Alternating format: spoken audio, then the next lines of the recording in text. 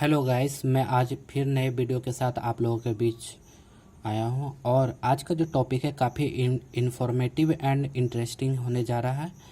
आज का जो डिस्कशन है वो क्रायोजेनिक इंजन के बारे में है। क्रायोजेनिक इंजन का क्या इम्पोर्टेंट रोल है कोई भी रॉकेट व्हीकल को लॉन्च करने के लिए, और रॉकेट इंजीनियरिंग का क्या इम्पोर्टेंट है, क्रायोजेनिक इंजन का क्या इम्पोर्टेंट है रॉकेट इंजीनियरिंग में, इन सभी बातों का हम लोग डिस्कशन करने जा रहे हैं। आप वीडियो के शुरू से लेकर अंत तक बने रहें। हम सभी जानते हैं इसरो, नासा और रशियन स्पेस एजेंसी के बारे में। इन सारे एजेंसियों ने काफ़ी हद तक स्पेस टेक्नोलॉजी में महारत हासिल किए हुए हैं। रशियन स्पेस एजेंसी ने पहली बार रॉकेट को स्पेस में सक्सेसफुली लॉन्च किया था, लेकिन वो उस समय सॉलिड फ्यूल का यूज किया करते थे। सॉलिड फ्यूल का यूज करने से नुकसान काफ़ी हो रहा था, रॉकेट सही से लॉन्च नहीं हो पा रहे थे। रॉकेट लगातार फेल्यूर रॉकेट का हो रहा था, बीच में डिस्ट्रॉय रॉकेट हो जा रहे थे। तो फिर साइंटिस्ट रशियन स्पेस एजेंसी के साथ साथ और सभी स्पेस एजेंसी जैसे इसरो, नासा और भी जगह के जो स्पेस एजेंसियाँ थी, उन्होंने सॉलिड फ्यूल को रिप्लेस करने का बारे में सोचा और उन सबों ने सॉलिड फ्यूल की जगह क्रायोजेनिक इंजन का निर्माण करने की कोशिश किया। और रशियन जो थे वो सक्सेसफुली इस गोल को अचीव करने में सक्सेसफुल रहे। रशियन ने पहली बार RL-10 नाम का एक रॉकेट जो था वो पहली बार लॉन्च किए थे स्पेस में, जो क्रायोजेनिक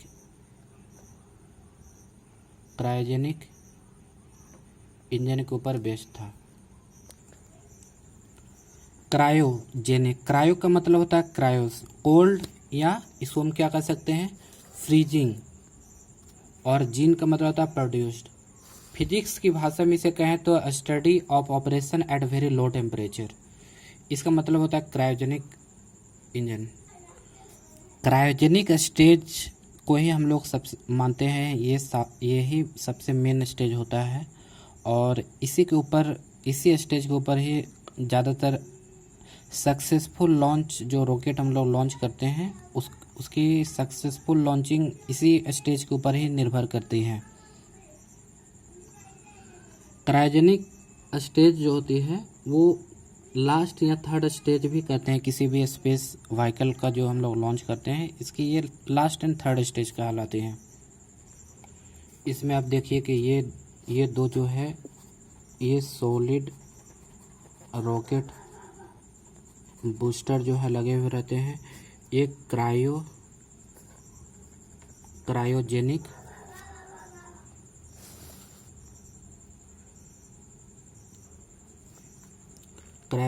प्रोपल्सन स्टेज, यही स्टेज होती है क्रायोजेनिक प्रोपल्सन। और यहाँ पर जो होता है लॉन्च व्हीकल हम लोग रखते हैं। लॉन्च व्हीकल जैसे जो सैटेलाइट हम लोग लॉन्च करने जा रहे हैं वो यहीं पर रहती है, ये क्रायोजेनिक स्टेज। ये दोनों सॉलिड रॉकेट बूस्टर होते हैं, और यहाँ पर जो हमारा जो है नोजल लगा हुआ रहता है। क्रायोजेनिक इंजन में हम लोग देखते हैं कि क्रायोजेनिक फ्यूल जैसे लिक्विड हाइड्रोजन, क्रायोजेनिक फ्यूल, इसमें क्या करते हैं हम लोग, लिक्विड हाइड्रोजन जो है उसका यूज करते हैं। फिर लिक्विड ऑक्सीजन का भी हम लोग यूज करते हैं। ये दोनों गैसेस को जो है वो -253 डिग्री सेंटीग्रेड तक कॉम्प्रेस किया जाता है और इसको लिक्विफाई करते हैं -153 डिग्री सेंटीग्रेड तक। इस दोनों गैसेस को क्या करते हैं कि लिक्विफाई करते हैं।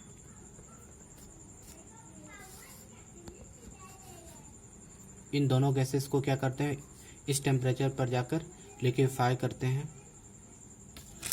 लिक्विड हाइड्रोजन जो होती है वो मेनली फ्यूल का काम करती है, और ये लिक्विड ऑक्सीजन जो है ये ऑक्सीडाइजर का काम करती है। ये मतलब ऑक्सीजन प्रोड्यूस मतलब प्रदान करती है हाइड्रोजन को, और ये काफ़ी अच्छे से जलती है।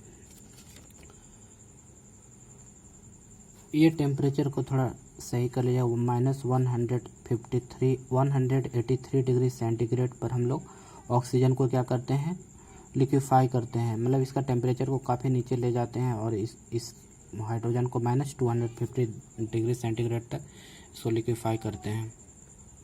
इन दोनों गैसेस को क्या करते हैं हम लोग, कूल एंड कंप्रेस करते हैं। कूलिंग एंड कंप्रेसिंग से हमें ये फ़ायदा होती है कि ये जाकर लिक्विड फॉर्म में बदल जाती है और इसकी क्या होती है कि डेंसिटी जो होती है वो बढ़ जाती है। हम जानते हैं डेंसिटी बराबर क्या होती है, डेंसिटी बराबर क्या होती है, mass by volume. Density increase करे मतलब नेट वॉल्यूम जो है डिक्रीज इसका कर जा रहा है। इसीलिए इसका ये फ़ायदा होता है कि हमें बड़े बड़े टैंक की ज़रूरत नहीं पड़ती है स्पेस व्हीकल को ऊपर ले जाने में। इसकी डेंसिटी इतनी कम हो जाती है कि हमें मतलब छोटे छोटे टैंक की ज़रूरत पड़ती है ये क्रायोजेनिक फ्यूल को ले जाने के लिए। तो इसका ये सबसे बड़ा बेनिफिट होता है। और साइंटिस्ट जाकर ये मतलब पाए आगे जाकर कि यदि हम किसी भी गैस को लो टेम्परेचर पर लेकर जाते हैं तो उसको स्टोर करने के लिए जो स्पेस या साइज का जो ज़रूरत पड़ता है वो कम हो जाती है। और हम लोगों ने अपने जो है पिछली 9वीं या 10वीं कक्षा में ये भी पढ़े हैं कि रॉकेट जो है न्यूटन के थर्ड लॉ पर काम करती है। रॉकेट जो है न्यूटन थर्ड लॉ पर काम करती है, जिसको बोलते हैं एवरी एक्शन है इक्वल एंड अपोजिट रिएक्शन। यहाँ पर हमें क्या मिले, यदि ये रॉकेट लिफ्ट कर रही है ऊपर में तो यहाँ पर हमें क्या मिले, इसकी रिएक्शन, और ये हमारा क्या है एक्शन। लेकिन दोनों के ऊपर क्या है, यहाँ पर रिएक्शन जो हो रही है रॉकेट के ऊपर मिला, जो रॉकेट ऊपर लॉन्च हो रही है। यहाँ पर एक्शन जो हो रहा है वो गैस के ऊपर हो रहा है। जो नीचे जो भी गैस अवेलेबल है वो मतलब कि उसके ऊपर एक्शन हो रहा है, तो ऊपर से हमको क्या मिले, इसका रिएक्शन यहाँ पर मिले।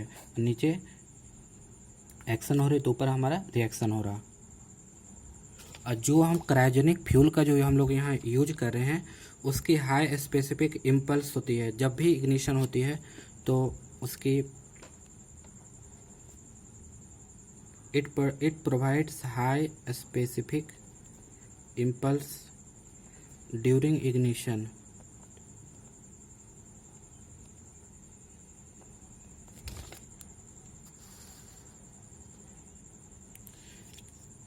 तब जब इग्निशन होती है तो ये जो क्रायोजेनिक फ्यूल जो होती है ये हमें हाई स्पेसिफिक इम्पल्स प्रोड्यूस करता है और high mass flow rate and high mass flow rate, जिसके कारण जो है रॉकेट जो है सक्सेसफुली मतलब कि स्पेस में लॉन्च हो जाती है।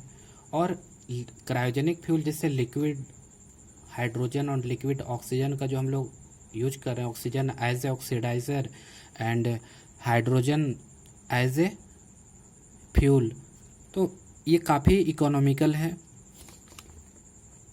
हम एक छोटा सा कंपैरिजन करेंगे। जो हम लोग दिवाली के समय में रॉकेट जो यूज करते हैं उसमें सॉलिड फ्यूल का हम लोग यूज करते हैं, जैसे बारूद का हम लोग उसमें इस्तेमाल करते हैं, लेकिन ये भी एक रॉकेट ही है। और जो हम लोग लॉन्च व्हीकल में जिसमें सैटेलाइट को लॉन्च करने के लिए यूज करते हैं वहाँ पर लिक्विड फ्यूल का हम लोग यूज करते हैं, liquid hydrogen and liquid oxygen, oxygen as a oxidizer and liquid hydrogen as a fuel. लेकिन बात यहाँ पर यह है